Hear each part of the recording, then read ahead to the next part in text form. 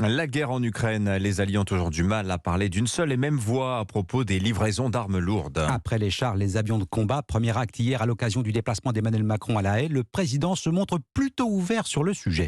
Par définition, rien n'est exclu. Nous n'avons pas ces demandes aujourd'hui formulées, mais à chaque fois qu'il y a des demandes, on les considère et on regarde aussi ce qui est utile et ce qu'on peut faire et dans quel délai. Le chef de l'État pas opposé par principe, tout comme le Premier ministre néerlandais. Il n'y a pas de tabou, dit Mark Rutte, prêt à céder ses F-16 américains à Kiev.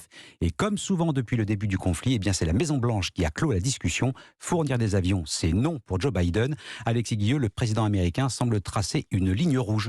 Oui, sauf que depuis le début de la guerre, ces lignes sont mouvantes. La position américaine change en fonction de l'évolution du conflit. Résultat, après avoir longtemps dit non, Washington a finalement consenti à envoyer de l'armement lourd en Ukraine. Mais l'objectif reste bien le même, ne pas risquer l'escalade avec Moscou.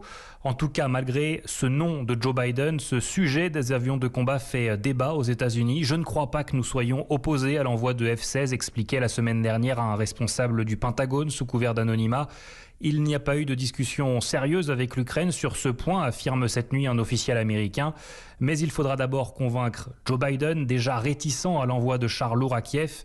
À l'approche du premier anniversaire de l'invasion, le président américain a par ailleurs annoncé qu'il se rendrait prochainement en Pologne. Alexis Guilleux, correspondant d'Europe 1 aux États-Unis.